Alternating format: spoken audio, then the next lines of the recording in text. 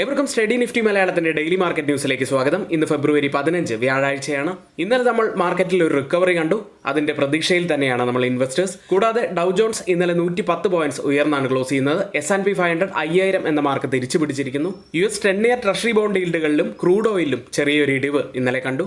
എന്തായാലും ഇന്ന് നമ്മുടെ മാർക്കറ്റിൽ ഒരു പോസിറ്റീവ് ഓപ്പണിങ്ങിന് തന്നെയാണ് സാധ്യതയുള്ളത്. വീഡിയോ അവസാനം വരെയും കാണുക. നമ്മുടെ വീഡിയോയ്ക്ക് ആരെങ്കിലും ലൈക്ക് ചെയ്തിട്ടില്ലെങ്കിൽ ഇപ്പോൾ തന്നെ ലൈക്ക് ചെയ്യുക. മാക്സിമം നമ്മുടെ വീഡിയോ ഷെയർ ചെയ്യാനും ശ്രമിക്കുക. ഇന്ന് ആദ്യമായി മാർക്കറ്റ് ന്യൂസിൽ നമ്മൾ പറയുന്നത് ഇന്ത്യയുടെ ഹോൾസെയിൽ പ്രൈസ് ഇൻഡെക്സ് ഡാറ്റ പുറത്തു വന്നിരിക്കുന്നു. ഇന്ത്യയുടെ മൊത്തവില സൂചിക മുൻ മാസങ്ങളെ അപേക്ഷിച്ച് ജനുവരിയിൽ പതുക്കെ മാത്രമാണ് ഉയർന്നത്. പ്രധാനമായും ഭക്ഷ്യവില കുറഞ്ഞതും മാനുഫാക്ചറിംഗ് പ്രോഡക്ട്സിന്റെ വിലയിലെ കുത്തനെയുള്ള ഇടിവുമാണ് ഇതിന് കാരണം. ഹോൾസെയിൽ പ്രൈസ് 0.27% ഇയർ ഓൺ ഇയറുമായി കമ്പയർ ചെയ്യുമ്പോൾ ഉയർന്നത്. എന്നാൽ ഡിസംബർ മാസം 0.73% ഉയർന്നത്. റോയിറ്റേഴ്സ് പോൾ അനുസരിച്ച് 0.53% വർധനവാണ് സാമ്പത്തിക വിദഗ്ധർ പ്രതീക്ഷിച്ചിരുന്നതെങ്കിലും അതിലും കുറഞ്ഞ ഒരു ഡാറ്റയാണ് പുറത്തു വന്നത്. ഈ ഇടിവിന് പ്രധാനപ്പെട്ട കാരണമായത് ഫുഡ് ഇൻഫ്ലേഷൻ തന്നെയാണ്. ഡിസംബറിൽ 5.39% ഫുഡ് ഇൻഫ്ലേഷൻ ജനുവരിയിൽ 3.79% കുറഞ്ഞു. ഇനി ഇൻഫ്ലേഷൻ ഏറ്റവും അധികം കുറഞ്ഞത് മാനുഫാക്ചറിംഗ് പ്രൊഡക്ട്സിലായിരുന്നു. മാനുഫാക്ചറിംഗ് പ്രൊഡക്ട്സ് -1.13% കുറഞ്ഞു. ഫ്യൂവൽ ആൻഡ് പവർ -0.51% കുറഞ്ഞു. റീറ്റെയിൽ പണപ്പെരുപ്പവും ജനുവരിയിൽ 3 മാസത്തെ ഏറ്റവും താഴ്ന്ന നിരക്കായ 5.1%-ലെത്തി. ആ ഡാറ്റയും പുറത്തു വന്നത് ഈ ആഴ്ച തന്നെയായിരുന്നു. എന്തായാലും ഇന്ത്യൻ എക്കോണമിയെ സംബന്ധിച്ച് വളരെ പോസിറ്റീവായിട്ടുള്ള ഒരു വാർത്തയായിരുന്നു. യൂറോപ്യൻ യൂണിയനിലേക്കുള്ള സ്റ്റീൽ കയറ്റുമതിയിൽ തിരിച്ചടിയായി കാർബൺ നികുതി. ഒരു ടണ്ണിന് $102-190 ഇടയിലാണ് ഈ നിരക്കുകൾ കണക്കാക്കുന്നത്. ഒരു ടണ്ണിന് $70 എന്ന കാർബൺ വിലനിർണ്ണയ അനുമാനങ്ങളെ അടിസ്ഥാനമാക്കിയുള്ളതാണ് പുതിയ നിരക്കുകൾ. ഇന്ത്യയെ സംബന്ധിച്ച് കൽക്കരി അധിഷ്ഠിത പ്രക്രിയകളെ കൂടുതലായി ആശ്രയിക്കുന്നു. ഉരുക്കുൽപാദനവുമായി ബന്ധപ്പെട്ട് കാർബൺ ഉദ്വമനം പരിഹരിക്കുക എന്നതാണ് യൂറോപ്യൻ യൂണിയൻ ലക്ഷ്യമിടുന്നത്. എന്തായാലും ഇത്തരം ഒരു തീരുമാനത്തിലേക്ക് യൂറോപ്യൻ യൂണിയൻ പോയി കഴിഞ്ഞാൽ ടാറ്റ സ്റ്റീൽ, അതുപോലെ JSW സ്റ്റീൽ എന്നിങ്ങനെയുള്ള വലിയ കമ്പനികൾക്ക് തിരിച്ചടി തന്നെയാണ്. കാരണം വലിയ എക്സ്പോഷറാണ് അവർക്ക് യൂറോപ്പിലൊക്കെ ഉള്ളത്. എന്തായാലും മറ്റു ബദൽ മാർഗങ്ങൾ സർക്കാർ തേടുന്നുണ്ട്. മറ്റൊരു വാർത്തയുള്ളത് നാഷണൽ സ്റ്റോക്ക് എക്സ്ചേഞ്ച് മാർച്ച് 2 ഒരു പ്രത്യേക ട്രേഡിംഗ് സെഷൻ ഉണ്ടാകും എന്നറിയിച്ചു. വിപണിയുടെ അടിസ്ഥാന സൗകര്യങ്ങൾ പരിശോധിക്കുകയും അത് മെച്ചപ്പെടുത്തുകയുമാണ് ഈ സെഷന്റെ ഉദ്ദേശം. 2 സെഷനിലായിട്ടാണ് ട്രേഡിംഗ് നടക്കുക. 9:15 ട്രേഡിംഗ് ആരംഭിക്കും. 45 മിനിറ്റാണ് ദൈർഘ്യമുള്ളത്. അതിനുശേഷം 11:30 മുതൽ 12:30 വരെയാണ് രണ്ടാമത്തെ സെഷൻ ഉണ്ടായിരിക്കുക. ഇന്ന് മാർക്കറ്റിലേക്ക് പോകുന്നതിന് മുൻപ് നമ്മൾ ഏറ്റവും അധികം ശ്രദ്ധിക്കേണ്ട കുറച്ച് വാർത്തകളാണ് എല്ലാ ദിവസവും നമ്മൾ മാർക്കറ്റ് ന്യൂസിൽ ഷെയർ ചെയ്യാറുള്ളത്. അപ്പോൾ നമ്മുടെ ചാനൽ ആരെങ്കിലും സബ്സ്ക്രൈബ് ചെയ്യാത്തവരായി ഉണ്ടെങ്കിൽ ചാനൽ ഒന്ന് സബ്സ്ക്രൈബ് ചെയ്ത് ആ ബെല്ലൈക്കൺ കൂടി എനേബിൾ ചെയ്യുക. എങ്കിൽ മാത്രമേ ഞങ്ങൾ അപ്ലോഡ് ചെയ്യുന്ന ഇതുപോലുള്ള നല്ല വീഡിയോസ് നിങ്ങൾക്ക് നോട്ടിഫിക്കേഷനായി ലഭിക്കുകയുള്ളൂ. ഇനി നമ്മുടെ വീഡിയോയ്ക്ക് ലൈക്ക് ചെയ്തിട്ടില്ലെങ്കിൽ ഇപ്പോൾ തന്നെ ലൈക്കും ചെയ്യും. നിഫ്റ്റിയിലേക്ക് 21,840 0.45% ഉയർന്നാണ് നിഫ്റ്റി ക്ലോസ് ചെയ്യുന്നത്. വളരെ നല്ലൊരു റിക്കവറി ആയിരുന്നു ഇന്നലെ നമുക്ക് നിഫ്റ്റിയിൽ കാണാൻ സാധിച്ചത്. കാരണം ഇന്നലത്തെ ഇൻട്രാഡേ ലോ ആയ 21,530 നിന്നും ഇന്നലത്തെ ഹൈ, അതായത് 21,870 വരെയുള്ളത് ഒരു 340 പോയിന്റ്സിന്റെ ഒരു റാലി ആയിരുന്നു. ഇന്നലെ പ്രീ മാർക്കറ്റിൽ നമ്മൾ പ്രത്യേകം പറഞ്ഞിരുന്നു 21,520 മുതൽ 21,540 വരെയുള്ള സോൺ ഡൗൺ സൈഡിൽ ഇമ്പോർട്ടൻ്റ് ആണ് എന്ന്. അതുപോലെ തന്നെ ഇന്നലെ നിഫ്റ്റി 21,530 എന്ന സോണിൽ എത്തിയതിനു ശേഷം അവിടെ നിന്ന് ഒരു ബൗൺസ് ബാക്ക് നിഫ്റ്റിക്ക് ലഭിച്ചു. അപ്പർ ബോളിഞ്ചർ ബാൻഡ് ഉള്ളത് 22,000 മുതൽ 22,020 എന്ന റേഞ്ചിലാണ്. ഡൗൺ സൈഡിലുള്ള സോൺ എന്ന് പറയുന്നത് 21,650 മുതൽ 21,670 വരെയുള്ള സോണുമാണ്. നിഫ്റ്റിയെ സംബന്ധിച്ച് 21,800 മുതൽ 21,850 വരെയുള്ളത് ഒരു ക്രൂഷ്യൽ ആയിട്ടുള്ള സോൺ തന്നെയാണ്. ആ സോണിലാണ് നിഫ്റ്റി ഇപ്പോഴുള്ളതും. ഈ പറഞ്ഞ ഹേർഡിൽ കടന്നു കിട്ടിക്കഴിഞ്ഞാൽ നിഫ്റ്റി 22,000 മുതൽ 22,100 വരെയുള്ള സോണിലേക്ക് എത്താൻ സാധ്യതയുണ്ട്. കൂടാതെ ഡൗൺ സൈഡിൽ സപ്പോർട്ട് ആവാൻ സാധ്യതയുള്ളത് 21,700 സോണുമാണ്. അടുത്തതായി ഡെയിലി ക്യാൻഡിൽ. ചെറിയ അപ്പർ ലോവർ വിക്കോട് കൂടിയ ഒരു വലിയ ബുള്ളിഷ് ക്യാൻഡിൽ സ്റ്റിക് പാറ്റേൺ ആണ് ഡെയിലി ചാർട്ടിൽ ഫോം ആയിരിക്കുന്നത്. അടുത്തതായി മാക്സിമം ഓപ്പൺ ഇൻട്രസ്റ്റ് വരുന്ന കോൾ സൈഡിലെയും പുട്ട് സൈഡിലെയും സ്ട്രൈക്കുകളിലേക്ക് വരാം. ആദ്യം 22,000-ലാണ് ഏറ്റവും കൂടുതൽ ഓപ്പൺ ഇൻട്രസ്റ്റ് ഉള്ളത്. അതിനുശേഷം 22,200 സ്ട്രൈക്കിലും അതിനുശേഷം 22,100 സ്ട്രൈക്കിലുമാണ്.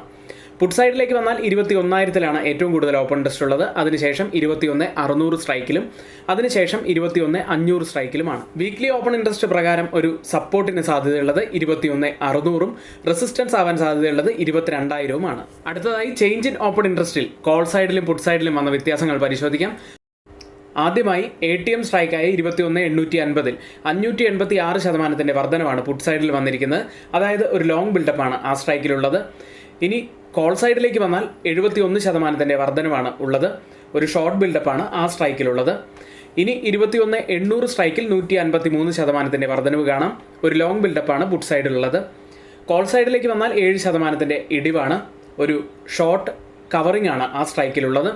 21,900 സ്ട്രൈക്കിൽ പുട്ട് സൈഡിൽ 127% വർധനവ് വന്നിട്ടുണ്ട്. അവിടെ ലോങ് ബിൽഡപ്പാണുള്ളത്. കോൾ സൈഡിലേക്ക് വന്നാൽ 3% ഇടിവാണ് കോൾ സൈഡിലുള്ളത്. ഈ 3 സ്ട്രൈക്കുകളും കമ്പയർ ചെയ്യുമ്പോൾ മാർക്കറ്റിനെ മുകളിലേക്ക് കൊണ്ടുപോകാൻ കഴിവുള്ള പുട്ട് സെല്ലേഴ്സ് കൂടുതൽ ശക്തിയാർജിച്ച് തന്നെ നിൽക്കുന്നുണ്ട് എന്ന് കാണാം. ബാങ്ക് നിഫ്റ്റിയിലേക്ക് 45,908.89% ഉയർന്നാണ് ക്ലോസ് ചെയ്യുന്നത്. ബാങ്ക് നിഫ്റ്റിയും 44,900 എന്ന 200 ഡേ മൂവിംഗ് ആവറേജ് ഉള്ള സോൺ കൃത്യമായി തന്നെ റെസ്പെക്ട് ചെയ്തു. ആ സോണിൽ നിന്ന് ബാങ്ക് നിഫ്റ്റിക്ക് ഒരു റിവേഴ്സൽ ലഭിക്കുകയും ചെയ്തു. എന്തായാലും ലോവർ ലെവലിൽ നല്ല ബൈയിങ് ഇൻട്രസ്റ്റ് ആണ് നിഫ്റ്റിയിലും ബാങ്ക് നിഫ്റ്റിയിലും കാണാൻ സാധിച്ചത്.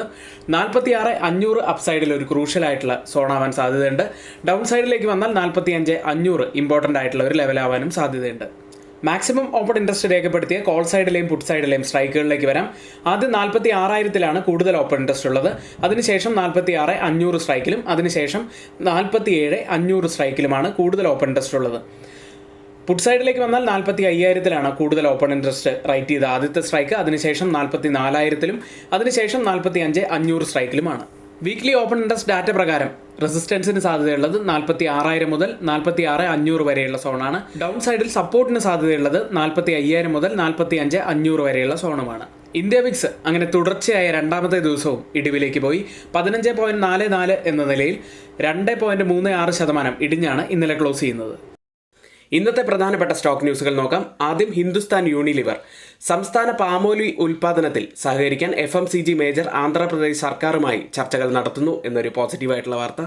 മറ്റൊരു വാർത്ത ഭാരത് പെട്രോളിയം കോർപ്പറേഷൻ ലിമിറ്റഡിനെ സംബന്ധിച്ചതാണ്. കൊച്ചി വിമാനത്താവളത്തിൽ ആദ്യ ഗ്രീൻ ഹൈഡ്രജൻ പ്ലാന്റ് സ്ഥാപിക്കാൻ സിയാലും BPCLും ഒരു കരാറിൽ ഒപ്പിട്ടു എന്ന വാർത്ത. മറ്റൊരു വാർത്ത പേടിഎമ്മിനെ സംബന്ധിച്ച് നെഗറ്റീവായിട്ടുള്ള ഒരു വാർത്തയാണ്.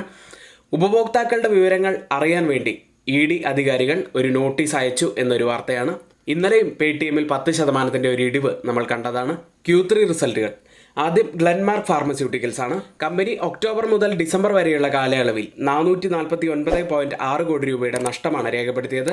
കഴിഞ്ഞ വർഷം ഇതേ കാലയളവിൽ 185.8 കോടി രൂപ ലാഭത്തിലായിരുന്നു കമ്പനി ഉണ്ടായിരുന്നത്. കൂടാതെ റവന്യൂയിലും 19.1% ഇടിവാണ് കാണുന്നത്. ഇന്ത്യയിലും US-ലെയും അവരുടെ ബിസിനസ്സുകൾ കുറഞ്ഞതാണ് ഇതിന് കാരണം. മറ്റൊരു റിസൾട്ട് വന്ന കമ്പനി NMDC ആയിരുന്നു. നെറ്റ് പ്രോഫിറ്റിൽ 62.6% വർധനവാണ് ഇയർ ഓൺ ഇയറിൽ വന്നിരിക്കുന്നത്. നെറ്റ് പ്രോഫിറ്റിൽ ഇപ്പോഴുള്ളത് 1,470 കോടി രൂപയിലാണ്. റവന്യൂ ഫ്രം ഓപ്പറേഷൻസിൽ 45.4% വർധനവാണ് വന്നത്. 5,410 കോടി രൂപയിലാണ് ഇപ്പോൾ റവന്യൂ ഉള്ളത്.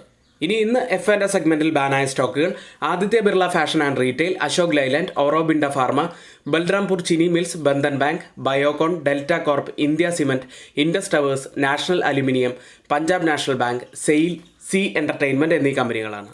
ഇന്ന് റിസൾട്ട് വരുന്ന കമ്പനികൾ Epack durable, R systems international, Ballarpur industries എന്നീ കമ്പനികളാണ്. ഇന്ന് നമ്മൾ ശ്രദ്ധിക്കേണ്ട ഏറ്റവും പ്രധാനപ്പെട്ട കുറച്ച് സ്റ്റോക്ക് ന്യൂസുകളാണ് ഇവിടെ ഷെയർ ചെയ്ത്. കൂടാതെ 7:30 നമ്മുടെ ഡെയിലി മാർക്കറ്റ് ന്യൂസിന് ശേഷം രാവിലെ 10 മണി മുതൽ 3:30 വരെയാണ് ഡെയിലി മാർക്കറ്റ് ന്യൂസ് ഉണ്ടായിരിക്കുക. ഒത്തിരിയേറെ ഇൻഫർമേഷൻസ് ഉള്ള ഒരു സെഷൻ തന്നെയാണ്. അപ്പോൾ ആരും മിസ്സാക്കാതിരിക്കുക. കൂടാതെ എല്ലാ നമ്മുടെ എഡ്യൂക്കേഷണൽ വ്യൂസും ലഭിക്കണമെന്നുണ്ടെങ്കിൽ തൊട്ടുമുകളിൽ ഇവിടെ കൊടുത്ത ഫോൺ നമ്പറിൽ ഞങ്ങൾക്ക് മെസ്സേജ് അയച്ച് ഞങ്ങളുടെ ടെലിഗ്രാം ഗ്രൂപ്പിൽ ജോയിൻ ചെയ്യാവുന്നതാണ്. എഡ്യൂക്കേഷണൽ പർപ്പസിന് വേണ്ടി ഷെയർ ചെയ്യുന്ന F&A സ്റ്റോക്കുകളുടെയും സ്വിംഗ് സ്റ്റോക്കുകളുടെയും പെർഫോമൻസ് അനാലിസിസിലേക്കാണ്. F&A സെഗ്മെന്റിൽ ടാർഗറ്റ് ഹിറ്റ് ചെയ്ത സ്റ്റോക്ക് SBIN ആയിരുന്നു.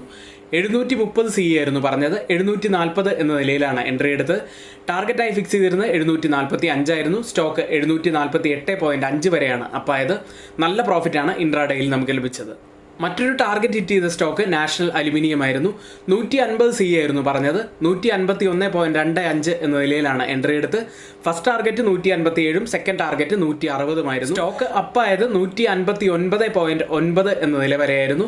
നമുക്ക് നല്ല പ്രോഫിറ്റാണ്. അതുപോലെ സെക്കൻഡ് ടാർഗറ്റിന് തൊട്ടരികെ വരെയാണ് എത്തിയത്. നല്ല പ്രോഫിറ്റ് നമുക്ക് നാഷണൽ അലുമിനിയത്തിൽ ലഭിച്ചു. അടുത്തതായി സ്വിംഗ് സെഗ്മെന്റിലേക്ക്. ഇന്നലെ ഇൻട്രാഡേയിൽ തന്നെ നല്ല പ്രോഫിറ്റിലേക്ക് വന്ന കുറച്ച് സ്റ്റോക്കുകൾ നമുക്ക് നോക്കാം. ഇന്നലെ ഹഡ്കോ 186 എന്ന നിലയിൽ എൻട്രി എടുത്തു. 198.15 വരെയാണ് സ്റ്റോക്ക് അപ്പായത്. ഏകദേശം 6% മുകളിൽ നമുക്ക് പ്രോഫിറ്റായി ലഭിച്ചു. അടുത്തത് IRB ആയിരുന്നു. 63.5 എന്ന നിലയിലാണ് എൻട്രി എടുത്തത്. സ്റ്റോക്ക് 66.65 വരെയാണ് അപ്പായത്. 5% നമുക്ക് പ്രോഫിറ്റായി ഈ സ്റ്റോക്കിൽ ലഭിച്ചു. അടുത്തത് ഇൻഫിബീം 34.5 എന്ന നിലയിൽ എൻട്രി എടുത്തു 35.4 വരെ സ്റ്റോക്ക് അപ്പായി ഏകദേശം 2.5% മുകളിൽ നമുക്ക് പ്രോഫിറ്റായി ലഭിച്ചു. മറ്റൊരു സ്റ്റോക്ക് LIC ആയിരുന്നു. 1050 എന്ന നിലയിൽ എൻട്രി എടുത്തു 1077 വരെ സ്റ്റോക്ക് അപ്പായി 2.5% മുകളിൽ സ്റ്റോക്കിലും നമുക്ക് പ്രോഫിറ്റായി ലഭിച്ചു. മറ്റൊരു സ്റ്റോക്ക് IREDA ആയിരുന്നു. 166 എന്ന നിലയിൽ എൻട്രി എടുത്തു 170.25 വരെ സ്റ്റോക്ക് അപ്പായി 2.5% മുകളിൽ പ്രോഫിറ്റായി ഈ സ്റ്റോക്കിലും ലഭിച്ചു. അടുത്തത് ഫെബ്രുവരി 13 നമ്മൾ പറഞ്ഞ നിഫ്റ്റിയും ബാങ്ക് നിഫ്റ്റിയുടെയും ഒരു സ്റ്റാറ്റസിലേക്കാണ്. നിഫ്റ്റി 21,600 PE ആയിരുന്നു പറഞ്ഞത്. 21,633 എന്ന നിലയിൽ എൻട്രി എടുത്തു 21,530 വരെ ഇന്നലെ ഡൗണായി. നല്ല പ്രോഫിറ്റാണ് നമുക്ക് നിഫ്റ്റിയിൽ ലഭിച്ചത്. നിഫ്റ്റിക്ക് പുറമെ ബാങ്ക് നിഫ്റ്റിയിലും എൻട്രി എടുത്തിരുന്നു. 45,000 PE ആയിരുന്നു പറഞ്ഞത്. 45,125 എന്ന നിലയിൽ എൻട്രി എടുത്തു. ഇന്നലെ 44,860 വരെ ഡൗണായി. നല്ല പ്രോഫിറ്റാണ് ബാങ്ക് നിഫ്റ്റിയിലും ലഭിച്ചത്. ഇന്നലെ നമ്മൾ ഷെയർ ചെയ്ത F&O സ്റ്റോക്കുകളുടെയും സ്വിംഗ് സ്റ്റോക്കുകളുടെയും ഒരു പെർഫോമൻസ് അനാലിസിസ് ആണ് ഇവിടെ നടത്തിയത്. ഇനി നമ്മുടെ ഗ്രൂപ്പിൽ ആർക്കെങ്കിലും ജോയിൻ ചെയ്യാൻ താല്പര്യമുണ്ടെങ്കിൽ തൊട്ടുമുകളിൽ ഇവിടെ കൊടുത്ത ഫോൺ നമ്പറിൽ മെസ്സേജ് അയച്ച് ഞങ്ങളുടെ ടെലഗ്രാം ഗ്രൂപ്പിൽ ജോയിൻ ചെയ്യാവുന്നതാണ്. ഗ്ലോബൽ മാർക്കറ്റ് സെഗ്മെന്റിൽ ആദ്യം FIDA ആക്ടിവിറ്റിയാണ്. FIS ഇന്നലെ വലിയ സെല്ലിങ്ങിലേക്കാണ് വീണ്ടും പോയത്. 3,929 കോടി രൂപയ്ക്ക് അവർ സെല്ല് ചെയ്തു. DIs ആവട്ടെ 2,897 കോടി രൂപയ്ക്ക് ബൈ ചെയ്തു. ഫെബ്രുവരി മാസത്തെ ഏറ്റവും വലിയ രണ്ടാമത്തെ സെല്ലിംഗ് കൂടിയാണ് FISന്റെ ഭാഗത്ത് നിന്നും ഇന്നലെ കണ്ടത്.